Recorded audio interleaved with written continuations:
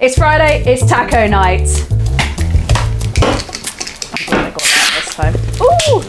We just finished filming another episode of Freezer to Feast. I've been meal planning and prepping all day, and this one is an excellent episode. We're making birria, which is great for taco night. And it hits our three things that we love for Freezer to Feast. It freezes well, it develops loads of flavor over time, and it is a showstopper when you whip it out for your friends and family. And I got a few tips and tricks to show you, so stay till the end. Let's rewind to early today where I show you how to prep this. Let's go. So the first part of the prep is getting the meat ready and also the marinade. So the marinade is made up of all these different types of chilies. We love a little bit of spice, don't we? I've managed to source for an authentic birria is some ancho chili. I mean, look at the size of the side. Look at the size of this bad boy, nice and thick. And then is, excuse my pronunciation, Guajillo chilies, which are these lovely ones here. Some ancho chilies and Chipotle chilies, which are very common in Mexican cooking. I've given a little quick rinse to get any dust off, and then I'm just gonna cut off the stems and get the seeds out. So if you can't get hold of these chilies, don't bother doing this dish. You need to get hold of these chilies because they're gonna add the unique aroma, its smokiness, the spiciness, the heat from the dish. It's the main kind of bulk of the flavor of the dish. And obviously, ladies and gentlemen, don't forget to wash your hands before touching anything else after doing this. You know what I mean. You've been warned.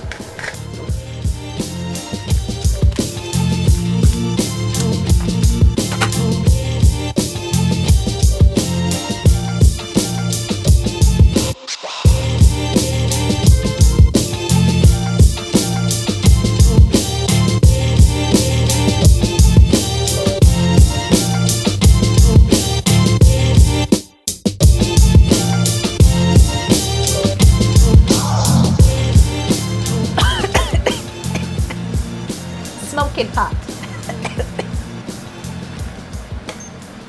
Please tell me, is this necessary part of the recipe? Because it's so hot. It's like pepper spray in the house.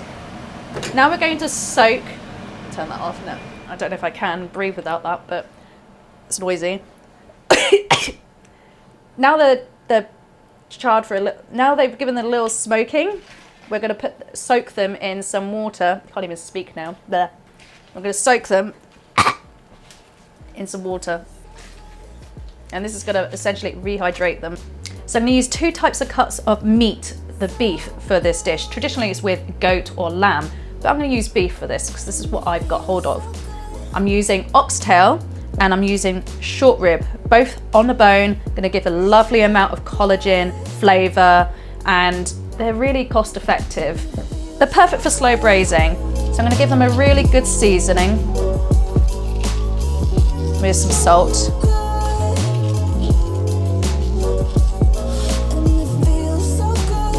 And I've got some real nice meaty short rib. Look at all that meat on the bone there. Wonderful. In this case, size does matter.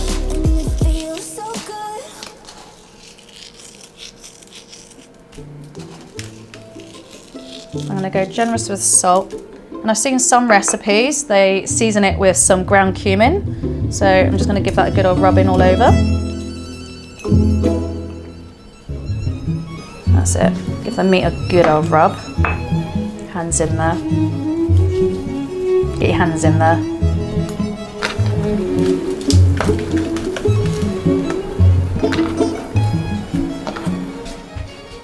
I'm just going to finely dice some onion, because we're going to brown these now. So in the same pan that we fried the chilies, or I should say smoked us out, in goes the onion. It's really important with dishes that have onion as base, we're going to brown them really nice and slowly, like you're just making a curry. You give a lot of attention and getting a nice soft saute or sweat on the onion.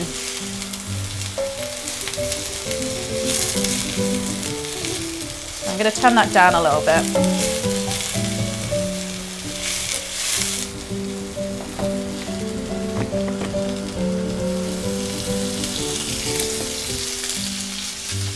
So the onions have got a lovely caramelization on now. I've been giving them a continuous stir so they don't burn. It's time to add in our spices. If I had Mexican cinnamon, I'll be using it, but I've got this one, so in it goes.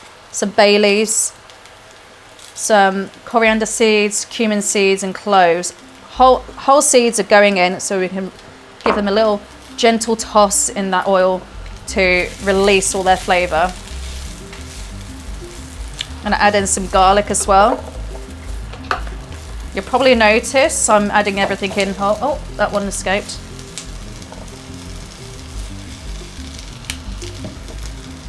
And I've got some real juicy tomatoes. Look at the size of these. These are San Marzo tomatoes. Really plump, lots of flesh.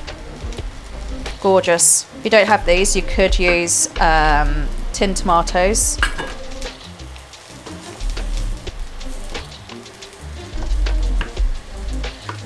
Wow.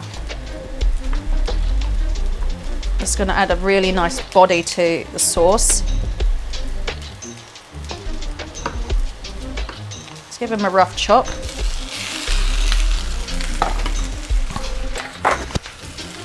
And give that a good old stir around. Smelling fantastic in here. Probably going to add some pepper in there. Again, if you can get hold of it, use some Mexican oregano. Has a lovely freshness, much nicer flavour for this dish. I'm using what I can get hold of. Come here, have a look. And see, these tomatoes are just starting to break down. Now it's ready for the chilies. So our chilies are super soft. Nice and floppy. They're going to go in, and including the liquid with it. Now this is going to taste like absolute fire. I can't wait. And we're just going to give it a good seasoning. I guess you could describe this as like a Mexican rempa or spice paste like we have in Asia. It smells delicious. Now it's time to blend it up. We're going to blend it in a high power blender. Oh, one thing to note, because I'm using this type of cinnamon, I'm just going to keep it on the side because it will just become a bit too brittle in the blender. So everything's going into the blender, whole spices, juices, you name it. It's all going in. You might need to do this in batches. We're playing another game of will it fit? My mind went straight to the gutter again there. My God. Okay, like I said, juices are all going in. And then please make sure that your lid is tight fitting and to prevent any accidents in your kitchen. Maybe advise just to cover it up and blend it up until it's smooth. A nice easy job from my blender there. So let's pop this back over to the side. And I'm just going to bring in, I'm going to cook everything in a pressure cooker. You can do this multiple different ways. You can have it in a instant pot, an electric slow cooker. You could do it in the oven like we did with the ragu last week. Just have it on a low temperature. I'm a little bit short for time, so I'm going to do it in a pressure cooker. So in goes the marinade that we just made. I'll tell you what, I'm going to put an apron on. All right, so we're going to grab our meat and put it into the marinade. You can do this, ideally, you put it in the marinade for at least 2 hours or even better overnight. Really let that marinade and those flavors of the chili penetrate the meat. But also because we're using a pressure cooker, that's not necessary. We can skip a few corners here. Right, I'm gonna make sure that every part of that meat is coated in that sauce. Oh my God, it's gonna be so tasty.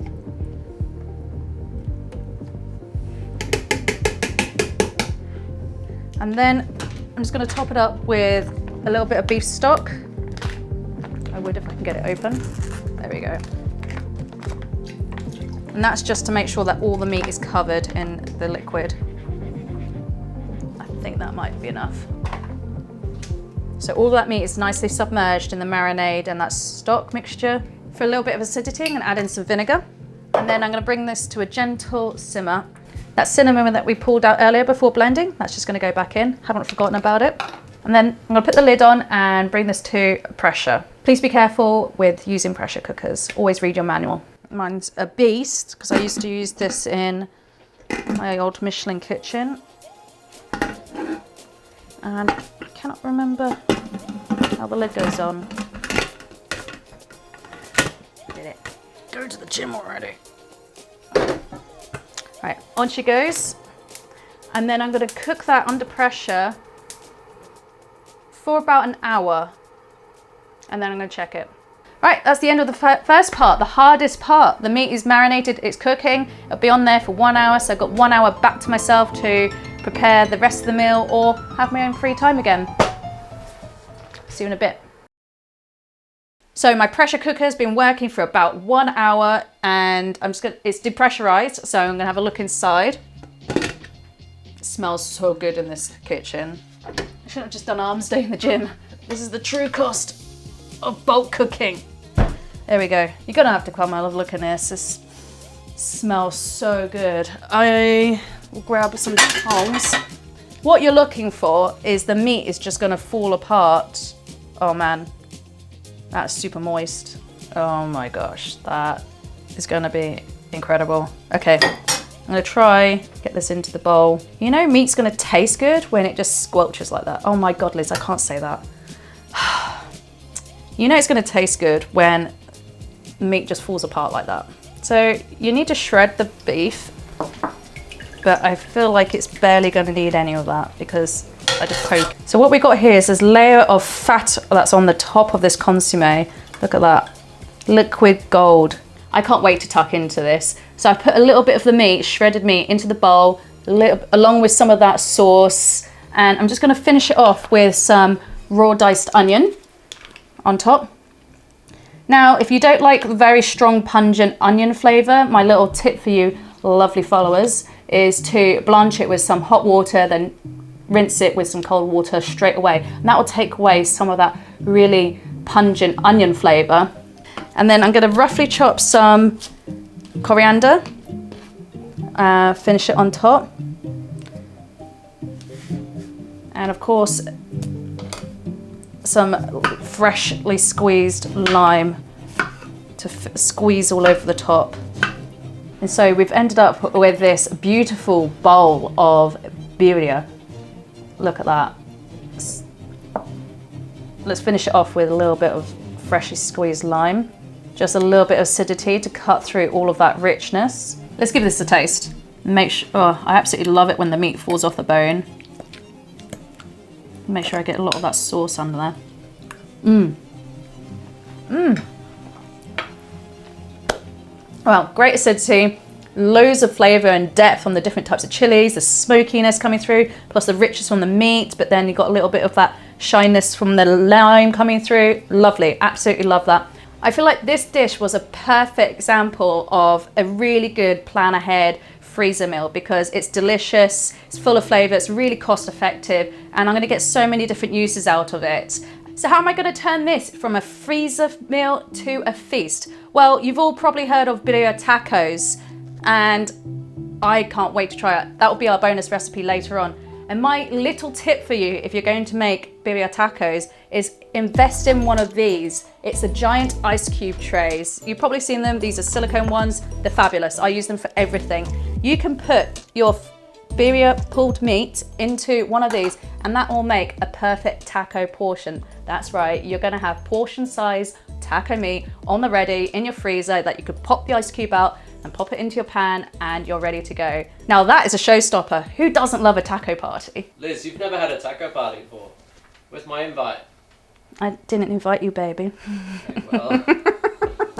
But now that we've got kids, I guess we should do more because they're really good. Anything hands-on food, the kids love. And this is a really cost-effective dish. Well, I love doing this dish because it wasn't a lot of prep. I mean, it was a little bit tricky for me personally to source some of the Mexican ingredients because it's not very readily available for me. unless I went online. So sourcing some of those different chilies, the cheese, you can't get Oaxaca cheese, so I'm using mozzarella cheese for my tacos. But I think the outcome of this dish, it's got a real lovely body of flavor. Whereas I'm so used to having a lot of Asian spices, having something different like this chipotle and the sort of really rich flavors from the meat. I'd love to try this with goat meat. I've tried it with lamb, but I'm really, really excited to try some goat next with this. I'll see you next week, and the full recipe will be on auntielizcooks.com. Leave us a comment if you've tried this recipe, or have you tried birria tacos? Let me know, tag me in any of your creations, and I'll see you guys next week. It does, we do have to dip these tacos into the fat to get it all like juiced up and lubricated up. I love the idea that you dip, it's like a French dip of in the sauce of the taco. And the mozzarella or the cheese just adds as like an extra fattiness and texture to the dish. But I definitely can't make these tacos look good, but they taste fantastic. But they are very messy. So I do suggest if you're going to serve them for friends or a feast, have a lot of tissues.